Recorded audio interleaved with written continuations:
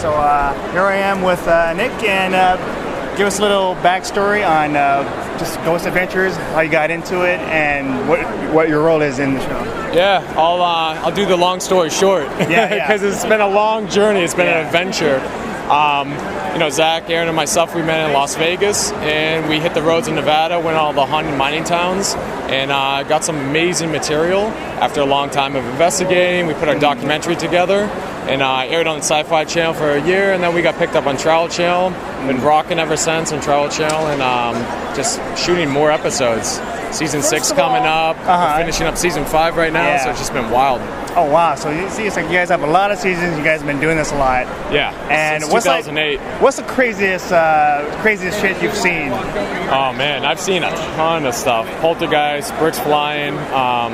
The scariest thing personally for me, what I've always wanted to experience all my life, and that's why I got into this, is Linda Vista Hospital in East LA.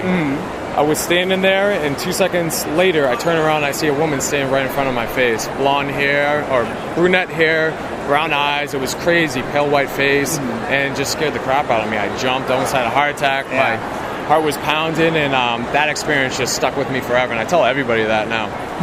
And I noticed that you guys, what I love about the show, you guys really like to taunt the ghosts.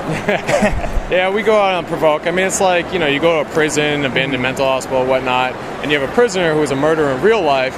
We're not going to be so nice back at him because he's probably just going to be mean. If he had shots at us, he's probably going to take them. So we come out provoking, but we don't do it at every location. Some locations we're more or less on the settler side of things. Like if we know that there was a family was in an accident. And you wouldn't taunt them. Yeah, like, exactly. Hey. It's like in the real world, you have a bully bullying you, and then I'll bully him back or punch him or whatever. So it's the same situation. We go into it. Yeah. So we're here at Comic-Con. It's wild, man. Yeah. It's crazy. And you guys ever considered doing something here? Kind of like search for ghosts? Like we just did an episode for the new season coming up in September, but we were just up in Old Town, San Diego. And we shot up there at the Cosmopolitan Hotel and then the mansion right next to it. And we actually got some amazing stuff. I can't wait for everyone to see it because it's off the hook. So any geeky ghosts over there? Or Yeah, it's kind of weird. We ran into a couple. I think we were in the mansion, and I'll just give you a little taste of my personal experience. Walking, I didn't know what to expect. You never do when you go into locations. It's like finding a needle in the haystack.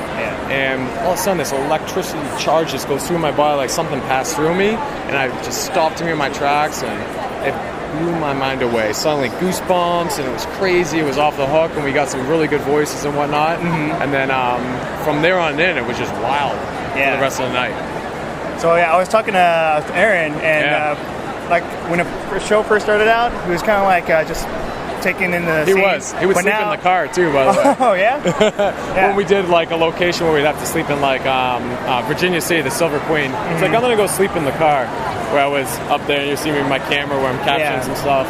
Aaron was a little he was a little standoffish back then. The religious side of things, like, oh man, this is scaring me, this is creeping me out.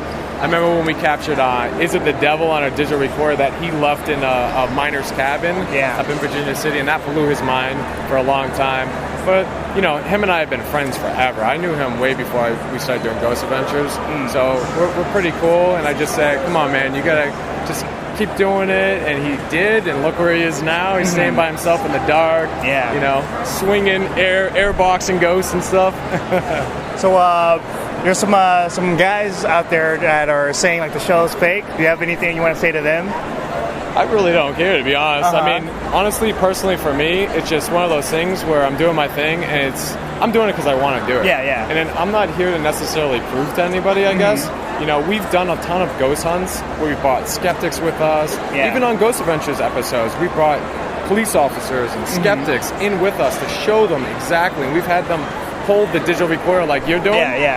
Bring your digital recorder. Bring your own stuff. So then we can use this right now to search for you never ghosts, know. now. You might have a voice on it, but it's a little too talkative Like, in let's here. say for like events like these, would you be able to feel ghosts like right now?